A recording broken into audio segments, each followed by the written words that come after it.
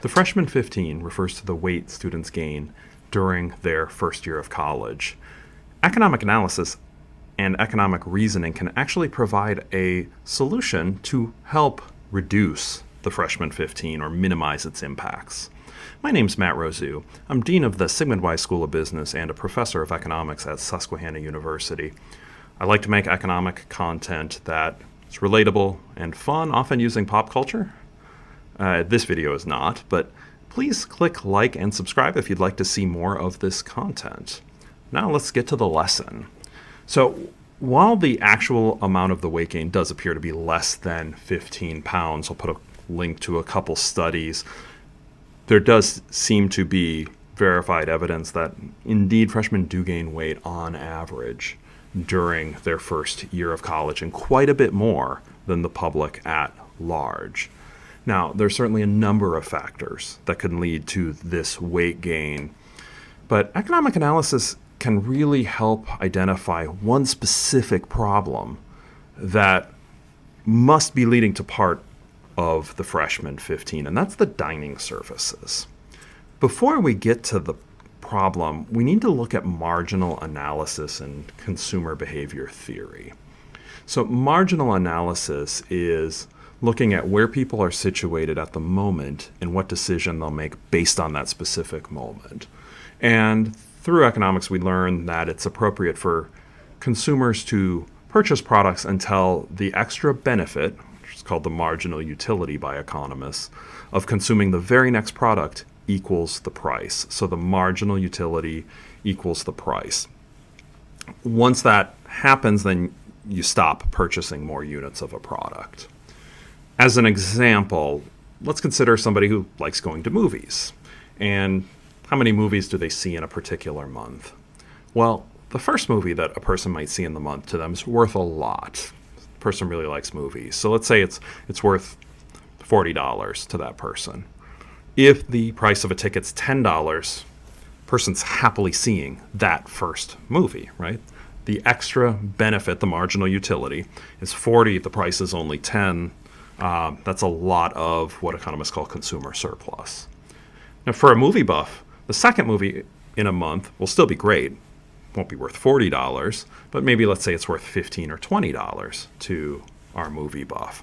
Well, once again, given a price of $10 for a ticket, that's still a good purchase, right? The value of that movie far exceeds the price that's being paid.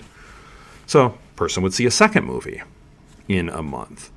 What about a third movie? Well, once you've seen two already, this person, even a movie buff, might still want to see one, but only puts the value at, say, $5.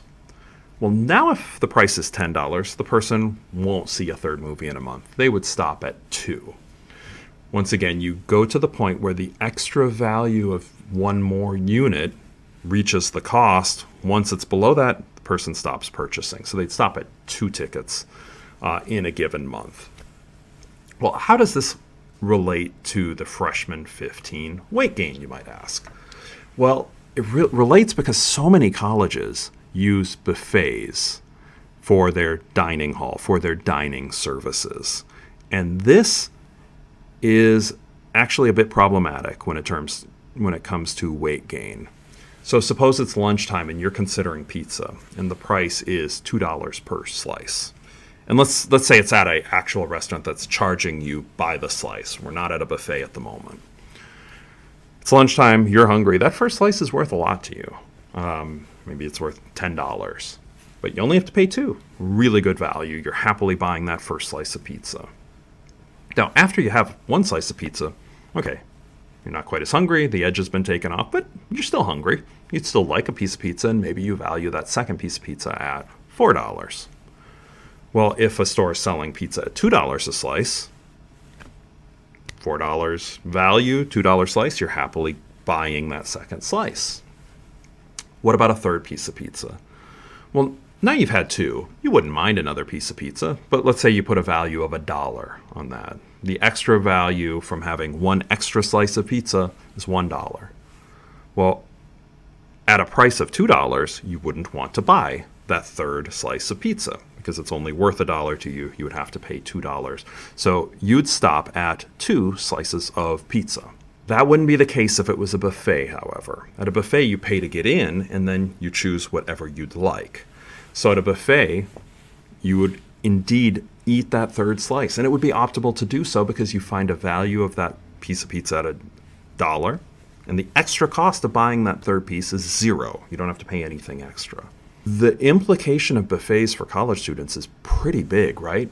Many dining plans might have students eating 5, 10, or 15 times a week at a buffet. So an extra slice of pizza or a free dessert that somebody may not have purchased, but they'll get it because it's free, or say an extra 15 to 20 fries, multiply that by 5 or 10 or 15 meals a week, and that's a lot of extra calories. That certainly is part of the freshman 15. Now, how much of it, I'm not certain. I don't think researchers have quite identified what exactly contributes to what portion of the weight gain. But clearly, the buffet standard for college dining services leads to part of it. There's an incentive to eat more and eat more regularly, and that will lead to extra weight gain and part of the freshman 15. A solution, obviously, although it's easier said than done, is to move away from the buffet type style. Why I say that's easier said than done, buffets are efficient at getting large numbers of people through a dining hall. Once again, my name's Matt Rosu. Teach economics and enjoy making economics content that's fun and relatable. Please do click like and subscribe. It really helps me out.